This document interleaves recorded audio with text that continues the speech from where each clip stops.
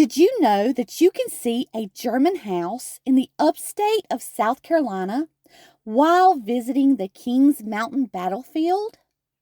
Like my Peeler ancestors of the same period, there is a mystery in regards to Henry Hauser. It is unclear if he was an immigrant of Germany or if it was his grandfather who first came to the shores of America. If the latter, it was Henry's grandfather, Karl Hans von Hauser, who brought his family over. Karl was born in Switzerland around 1655. It is believed that Karl's ancestors had lived along the upper Rhine Valley River of Germany near the Swiss border. Then, to avoid the ravages of the 30-Year War, the family fled south to Switzerland. During Karl's life, he, his wife, and children stayed in Switzerland, where he was a prominent citizen, successful merchant, deacon in his church, and supported the local government. In fact, by 1689, Karl was honored by Prince Henry VII and granted the title of Von, which was the equivalent to the British title Sir. However, when political unrest and religious persecution came to the area, the Hauser family, like others, suffered. By 1703, with help from the Queen Anne Act, which paid for their transportation, Karl and his family escaped by sailing to London. After 3 years in London, Karl and one or two of his children sailed for America. By the following year, in 1708, Karl returned to London to retrieve the rest of his family. However, it wasn't until June 15th of 1709 that Karl and his family were able to leave the port of London for America. In 1711, Karl and his family moved from Germantown to the Conestoga community in Lancaster County, Pennsylvania. While in the Conestoga community, Karl spent 11 years as a weaver of fine linens and socks before passing away in 1722 at the age of 67. Of Karl's children, Johannes Hauser was born around 1709 in either England or Germantown. Johannes grew up in Conestoga, Pennsylvania, and followed in his father's trade as a weaver. But Johannes was also a farmer and an active member in his church, St. Paul's Lutheran Church. By 1744, Johannes married Mary Elizabeth George, and they went on to have 7 children. By Johannes's death in 1763, at the age of 54, it is estimated that he owned 1,400 acres, which was divided among his 17-year-old son, John Jr., and his 12-year-old, Peter. However, according to the National Park Service, nothing is mentioned of Henry's parents or grandparents. Only that Henry Hauser was born in Germany in 1756. And at some time prior to the Revolutionary War, he arrived in Boston and then traveled to Philadelphia. While in Philadelphia, Henry was a stonemason who built iron furnaces there. When the War of Independence broke out, Henry served in the Northampton Company under Captain William Mayer. Around 1784, Henry traveled to Lincoln County, North Carolina.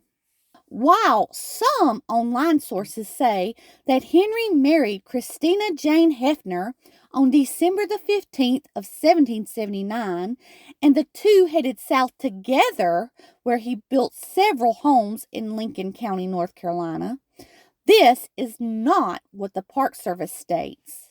They say that Henry first married Jane Dixon Hauser, and together Henry and Jane had John, David, Henry, Jacob, and 5 daughters who married into the Safer, Hefner, Wisnut, Moses, and Dixon families.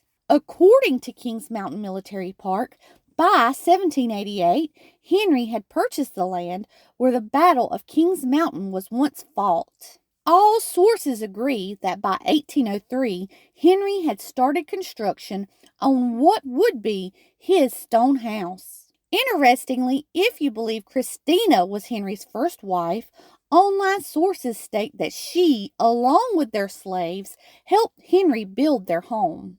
Regardless of who helped Henry, upon the home's completion, the house had a Georgian appearance with a 3-bay facade, a bedrock basement, 2 gable-ended chimneys, and a second story.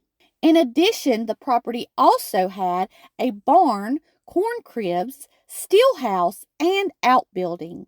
The Hauser land was used to cultivate corn, wheat, potatoes, oats, and hay. The family also had a peach and apple orchard as well as livestock. This home surely set Henry and his family apart from his neighbors who lived in wooden homes. While in South Carolina, Henry became a wealthy man as a stonemason, farmer, grist mill operator, and distiller. Notably, unlike large-scale plantations, Henry's farm did not have a massive number of enslaved laborers. But during the 1810 census, he did have 3 slaves. And a decade later, he had 4. By 1811, Henry's son Jacob had passed away at only the age of 21. He was buried near the home on a hill. The following year, according to the Park Service, Jane Dixon, Henry's wife, passed. She was buried near her son, and after that is when Henry married Christina Wisnett. When Henry died in 1822 at 66, his estate was valued at $5,353, not including his extensive real estate holdings. Henry's home then went to his son Henry and remained in the family for some time. By 1832, Henry Hauser Jr. passed away, and his wife, Faithy Hauser, acquired the old home place. Faithy continued to run the farm, and it became known as the Faithy Hauser Plantation.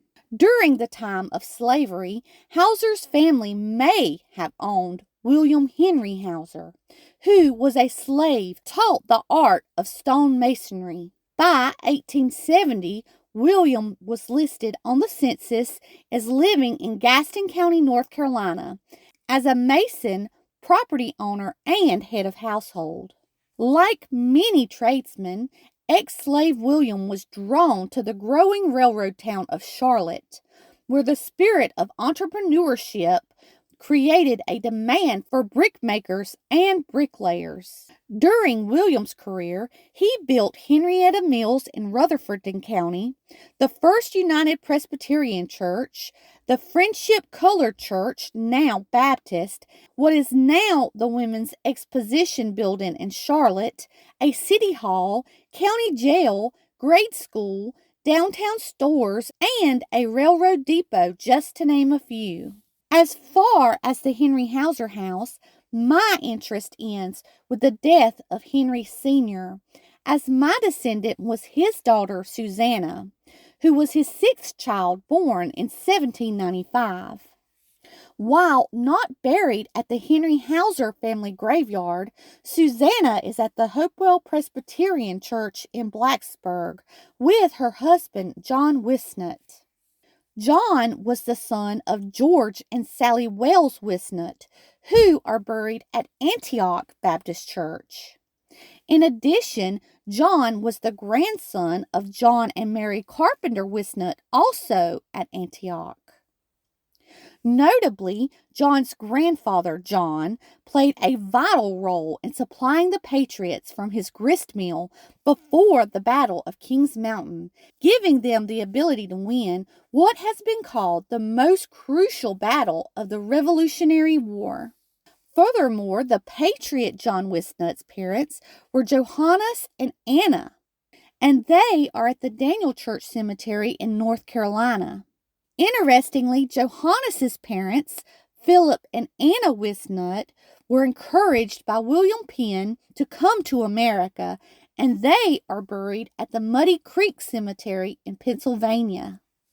On John's grandmother's side, Mary Carpenter, her father was C.Z. Carpenter, and he was also a Revolutionary War patriot. On John's mother's side, Sally Wells, her father was John Wells, and he actually fought at the Battle of Kings Mountain with his friend, neighbor, and would-be hero, Colonel Frederick Hambright.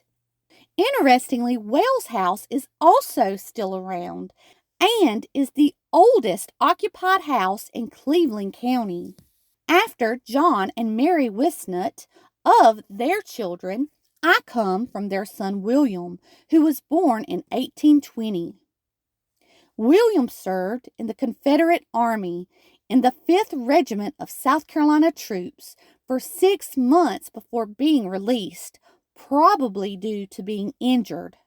Only 5 months after William left service, the 5th Regiment dissolved, and the members who were left joined other groups. Besides being a soldier, William was a pastor and married Lucy Ann Fulton.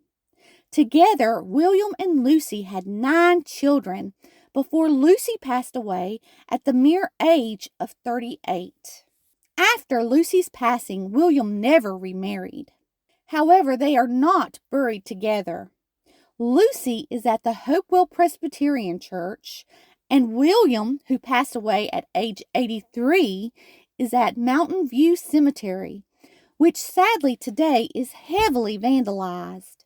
It is also worth stating that Lucy was the daughter of Daniel Ashbury Fulton and Elizabeth Blaylock. Unfortunately, Lucy's father passed away young too, at only 39, but her mother Elizabeth did remarry, and that is why her father is at the Blaylock burial grounds, and her mother Elizabeth, who later became a McGill, is buried at the Bethel Church Cemetery. I am currently trying to add Lucy's grandfather, James Fulton, as a patriot to my DAR membership. James Fulton fought under Captain Richard Waters and Colonel Adams in the 3rd Regiment Militia. James is buried with his wife Anastasia and many other patriots at the Old Settler Cemetery, which is a DAR-kept cemetery in York County, South Carolina. In addition, Anastasia's father was also killed in the Battle of Germantown. In regards to William and Lucy's children, I am related by their daughter, Sally Elizabeth Wisnut, who married John Rufus Kennedy. Sally was known in the community as a very reputable midwife. In addition, not only did Sally's daughter, Millie Cora, marry into my beloved Peeler family, Sally was also a member of Mount Ararat Baptist Church, which means a lot to me as I am also a member of that church. As far as the Henry Hauser house, the doors and windows were boarded up in the 1940s, though it is believed that vagrants occupied the house even after that. Today, the Henry Hauser home is owned by the Kings Mountain Military Park, and unlike so many other decaying southern homes, the Henry Hauser house is in much better condition and open to the public twice a year. So when the Park Service got it, did it have, I guess it didn't have a kitchen or anything in it. People were just camping out. I think that this area out here might have been a kitchen either separate or added to the building. And if you walk around the outside, you can see up here where there was a roof line attached to it. You can see a gable.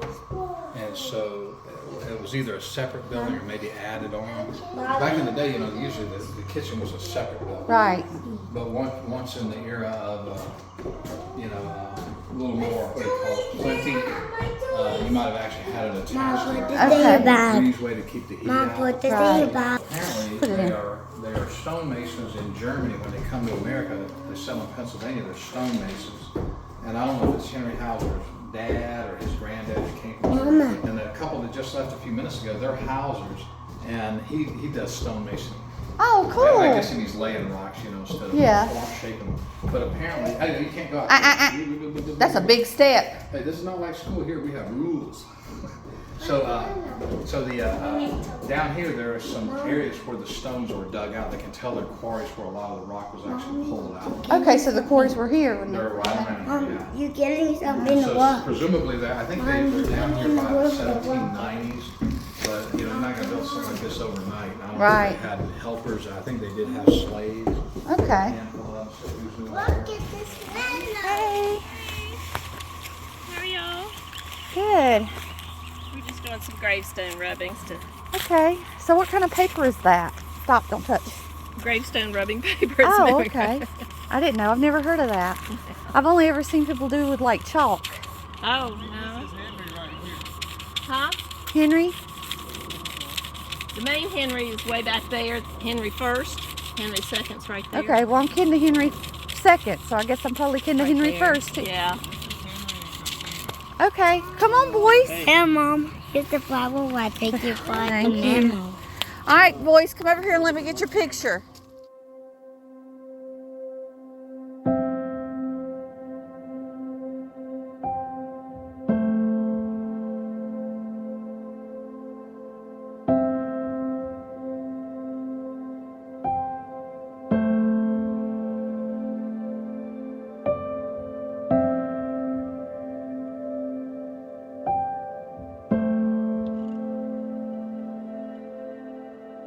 If you enjoyed this video, please consider liking it, and as always, thanks for watching.